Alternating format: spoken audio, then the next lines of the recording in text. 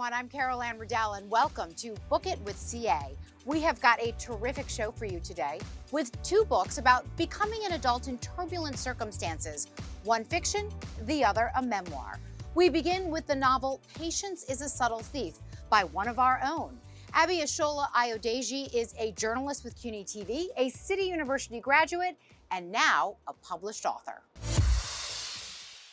So Abi, this is fun. Yes, very fun. Thanks for having me. Of course, it's my pleasure. We're both part of CUNY TV. Yes. You are a graduate of City University, and now you're a published author. That's exciting. Yes, it's very exciting. Thank you. So your book is called Patience is a Subtle Thief. I love the title, for one thing. Let's talk a little bit about the plot for people who might not be familiar with the story. Okay, well, it's about a young woman, a young girl who's growing up in Nigeria. She's been estranged from her mother for about 10 years, and she wants answers. But her father, he's quite strict, and he's not really giving her what she needs in terms of information about her mom. So when she goes away to school, she meets some people that are interesting characters, and then she starts finding out some clues about where her mom is. So she realizes she needs money to get to her mother, so she starts doing some shady jobs to gather the money she needs. Yeah, and as you said, so the book is set in Nigeria. It's in the 1990s. Yes. And a lot of the plot centers around what are called these 419 frauds, which people may not be familiar with the term, but may be familiar with the actual issue. So can you explain what that is? Yes. Well, 419 is a term that Nigerians coined, and it's basically advanced fee fraud, where if you get this email in your inbox and it's, a prince somewhere in Nigeria or in Africa saying, I have this large amount of money that I need to get freed up. If you send me $20,000, I'll split it with you. But what's interesting to me about the book is that you really put a human story behind the fraud, meaning we get to know the people who are looking to victimize others really as victims themselves. Exactly. That was my goal. When that kind of fraud became popular in America, I wanted to know why people would need to do this. Why would you need to reach out to someone in another country and swindle someone out of their life savings? Obviously, we know poverty is one of the reasons, but there's also a political aspect to it. What was going on in the country and how people basically were desperate because the government wasn't really doing what they needed to do for the people, which still goes on to this day. Yeah, let's talk a little bit more about the political climate at that time, because that's definitely an element of the book. Yes. Well, it was in the 90s, as we said, and at the time, Nigeria was transitioning from military dictatorship to civilian rule. And there was a multi-millionaire businessman named Chief MKO Abiola who ran for president. And everyone was really excited about him. I always compare him to Obama because he ran his campaign on hope. And people were very, very excited, which is kind of rare in Nigeria because Nigeria has several different tribes and not all of the tribes get along. So it's a unifying time? Exactly. He unified the people. People from every corner of the country voted for him. But if you read the book, you'll find out some of what happens to that election, and it was quite devastating. So you have roots in Nigeria as well, right? Yes. You have a family connection in Nigeria. Your parents are from Nigeria, is that right? Yes. But you were raised here in the U.S. Yes. I was born and raised in Miami. My parents immigrated to Miami over 40 years ago. But when I was 13, my parents sent my sister and I to Nigeria to go to school there and to kind of absorb the culture. And that was actually during the time period of when I wrote this book in the 90s. I see. What happened politically, it never left me. So as I mentioned before, you are a graduate of CUNY. Yes. You got your master's degree in journalism. You are a working journalist as well at CUNY TV. So how does that, journalism, how does it inform you as an author? Did it shape the way you went about writing this book? It did in so many ways, especially since there's this historical aspect of the book. I became somewhat obsessed with getting it right and all the facts reporters right. can do that. Yeah. We obsess about that. Exactly. Facts. Facts. And I wanted everything to be true. And my husband's like, well, you're a creator as well. You could be creative. You have creative license when it comes to fiction, which I knew, but I really wanted it to be as true as possible. Yeah. Yeah, I felt a responsibility. But it must be a bit of a tightrope. Yes. as a journalist and then as a novelist. Yes. Trying to find the place in between where you can live comfortably. Yes, because you also want to be creative. You want people to feel like, oh, the prose is nice, this is good, and not be so obsessed with facts. So I had to find that balance. Absolutely. We have to touch on another one of your accolades that is so interesting.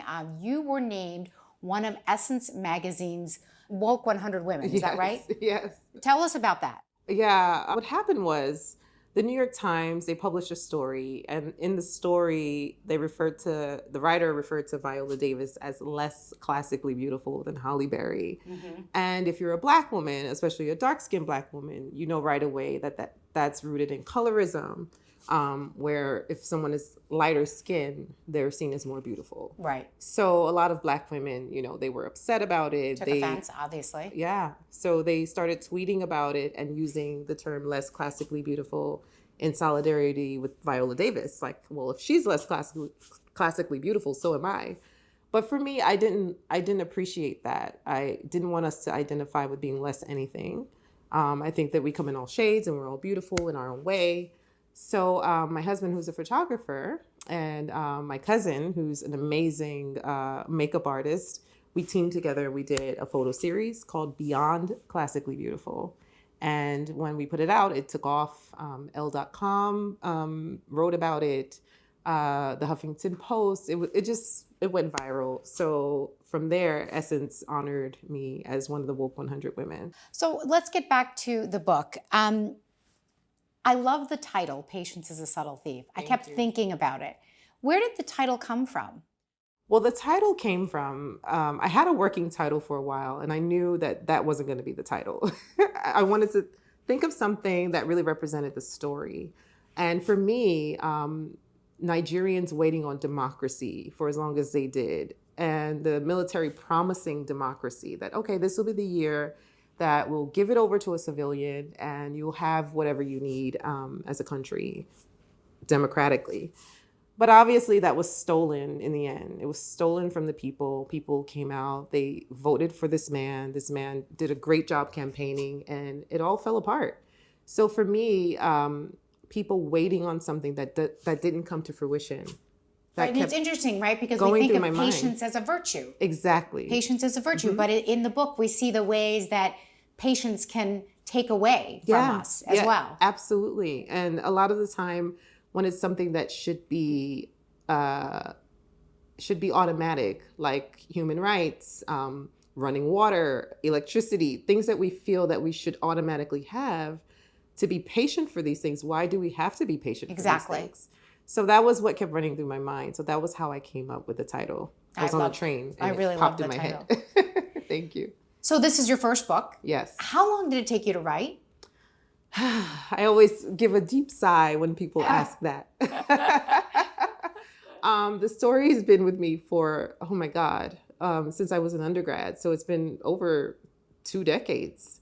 I started it as a screenplay. I took screenwriting at FIT when I was there on a whim. And when I was done, I didn't know how to make a movie, but I love writing. So I figured I'm going to figure out how to write a book. And this will be the book I'll write. But over the course of several years, life happens. I had kids, So eventually, I would say seriously writing, it took about 4 to 5 years to seriously sit down and get it done.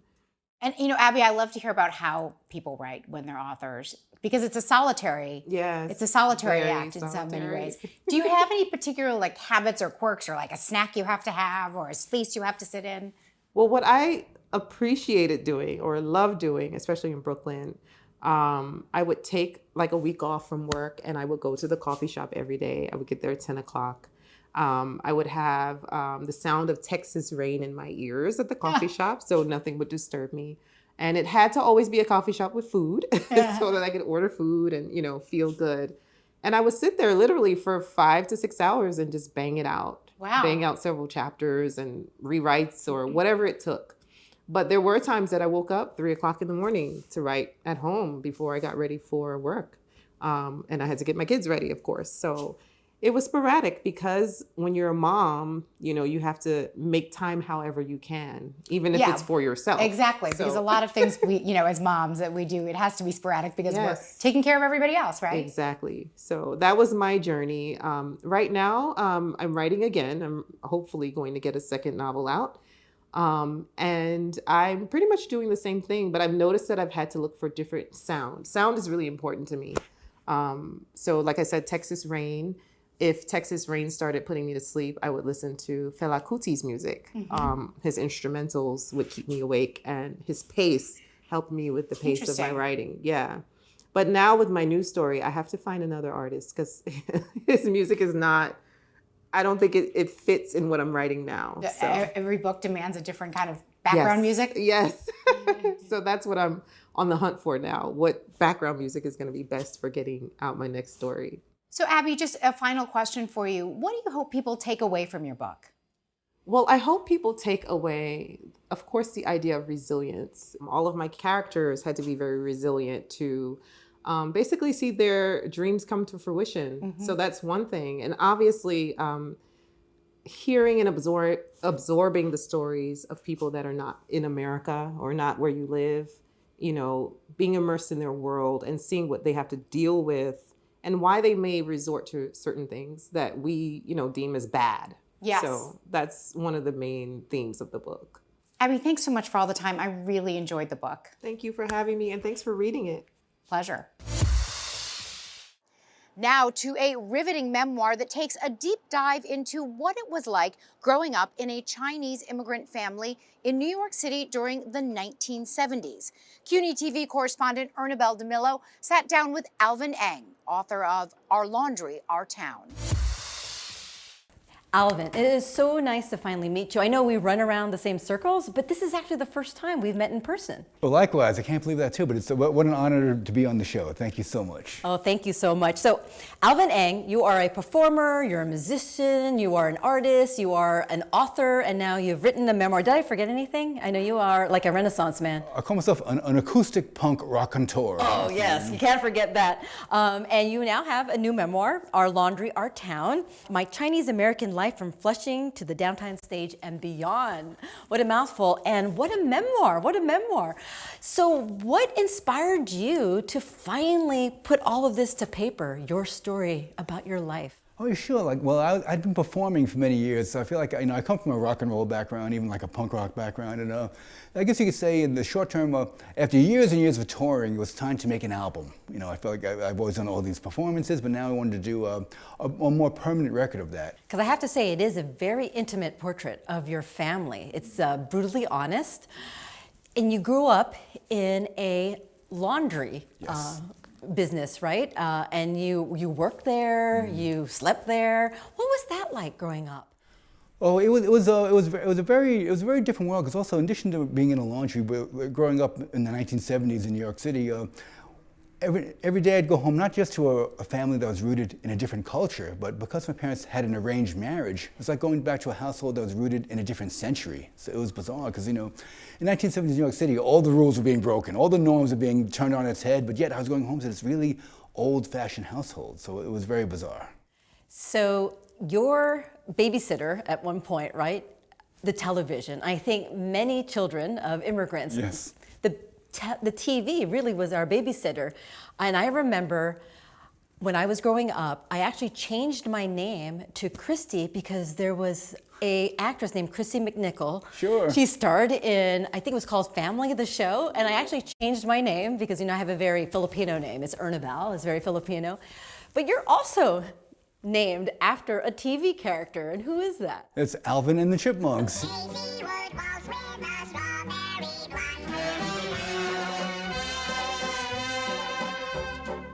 My brother Herman, it would make great symmetry to say he was named after Herman Munster, but actually he was named after that Herman cartoon character. But because the older siblings, I'm the youngest of 5, and Herman is number 4, so siblings 1 through 3 named him on kind of a joke, like they were saying, he looks like that cartoon character Herman, let's name him Herman, ha ha. But my mother, who did not speak English, heard it and liked it phonetically. She's like, Herman, Hammond, Jungi, ho, I like it. And they said, no, we were just kidding.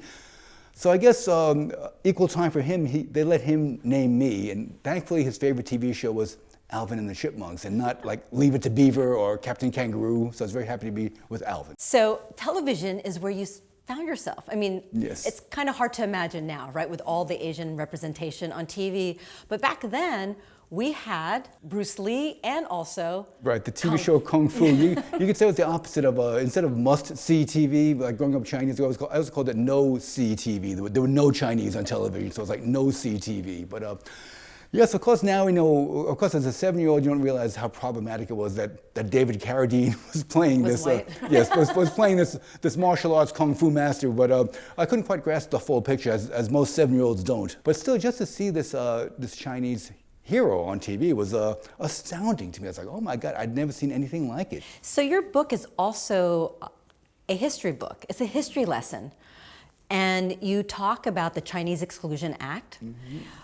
How did that impact, your family, the Chinese Exclusion Act, which we don't even think about as impacting a family in the 70s, but it did. I feel like in writing a memoir, you really want to hopefully see where your personal narrative, your family narrative ties in with the larger narrative of our times. And growing up, Chinese American, Asian American, when we did, the Chinese Exclusion Act was the first, and God help us, the last American law that made it illegal for one race of people to become citizens here. And on so many levels, it impacted my family. Even the name of our laundry was the Fujie Chin Chinese Hand Laundry, but yeah, we're an Eng family. That was my father's paper name, how we got into the country. And just we thought it was just more of a cultural thing. We realized, a lot of Chinese, probably Filipinos too, why are we so shy? Why do we only socialize with people in our circle? And then you realize that's not a cultural thing. It was a legal thing. Growing up under the guise, if you will, or the cloud of the Chinese Exclusion Act, they had to live this under the radar existence. They only socialized in safe circles. Well, my parents are very insular. They never went to a PTA meeting, never did anything on the block, and it's like, what? I guess we'd say, what's up with that? So that was a huge way that the Chinese Exclusion Act really impacted our family, just the way we socialized and saw the world. Did you realize that now as you're watching the news and what you have written about the past, thinking that was the past, that it's coming back again, some of that racism and discrimination? Tragically, it's so true. It really is. We thought that sort of, in some ways it's even worse, because at least when I was growing up, people would open the laundry door and scream all sorts of epithets like Chinky Cho, go home, and no Tiki, no Shirty, Charlie, can you speak English? But as awful as that was, those were just verbal attacks. Now it's obviously going to these tragic physical attacks and beatings. But I think the flip side of that is we always loved the great Leonard, I can't believe we're still saying the late great Leonard Cohen. He always said two things: there's fine wine in every generation, and there's a crack in everything. That's how the light gets in. So even though the Asian community is, in some ways, it's never been more under siege than it is now. I think the other side of that is, I think in many other ways, the Asian American voice, the community has never been stronger.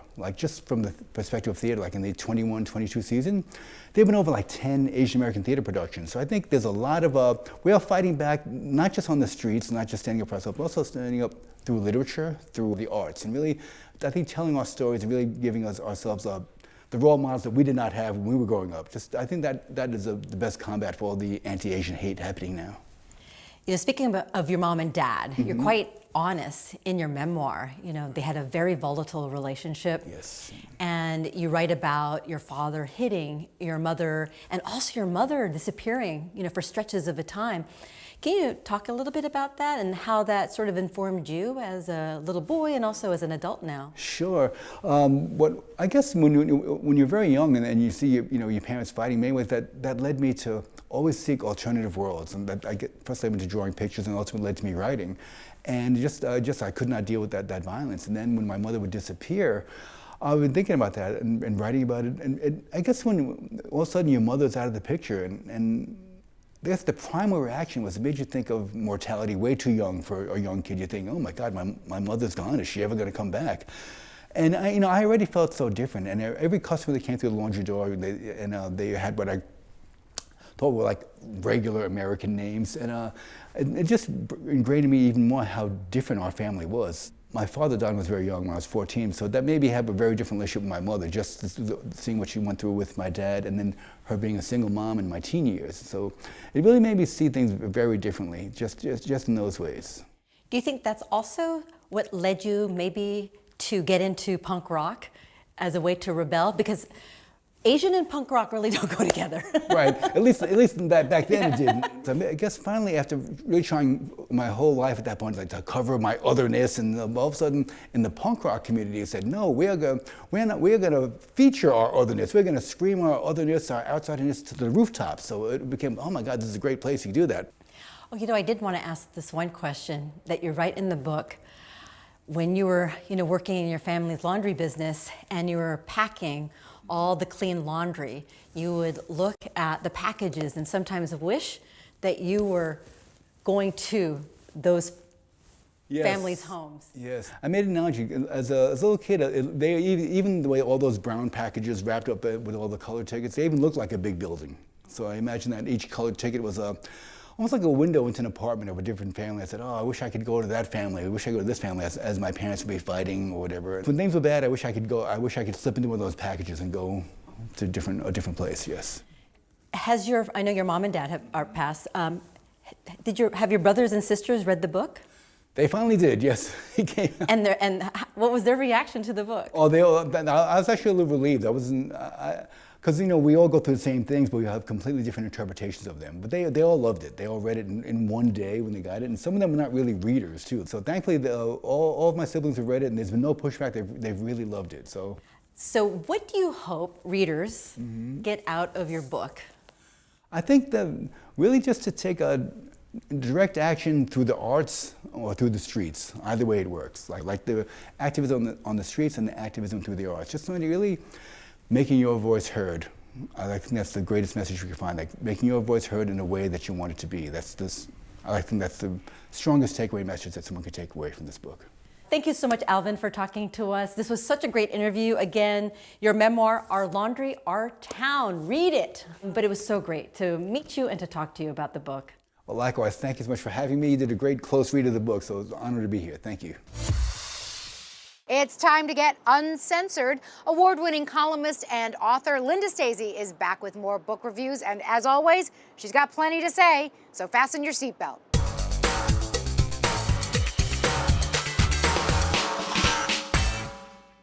So you know the story of the USC college scandal, right? No, not the scandal involving idiotic rich celebrities and bribe-taking athletic coaches and admissions directors. I'm talking about the other USC scandal, or should I say scandals.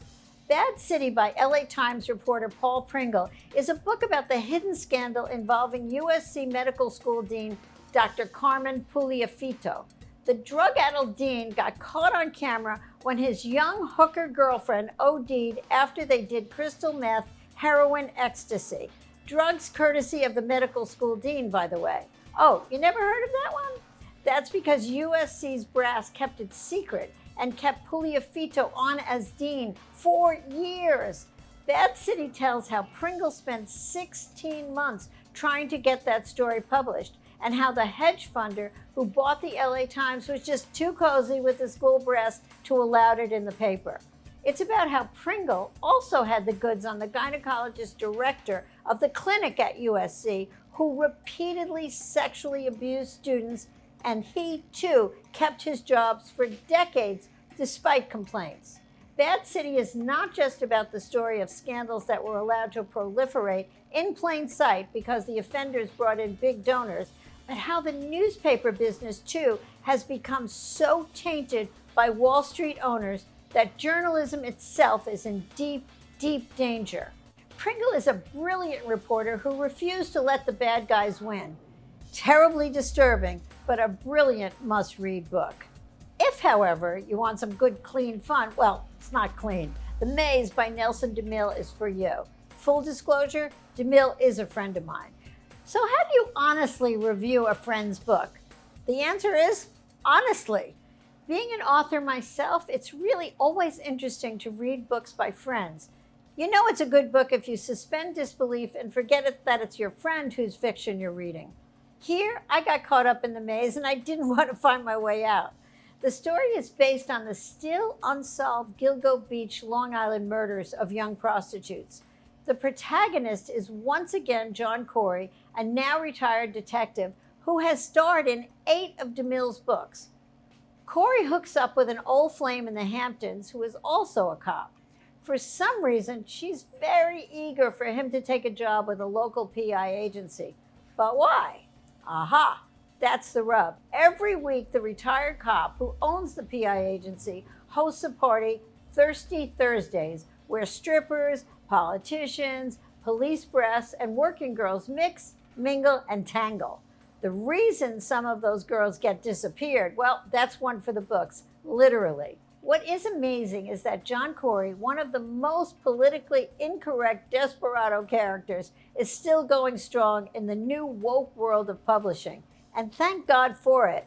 Books should not be censored just so they don't offend anyone. If so, the works of Nabokov, Hemingway, and Harper Lee, for starters, would never have seen the light of day.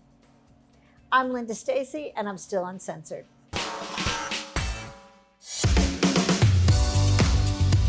That is our show for today. Thanks so much for joining us. A quick reminder to check us out on Facebook and Instagram. We would love to hear from you, especially if you disagree with Linda.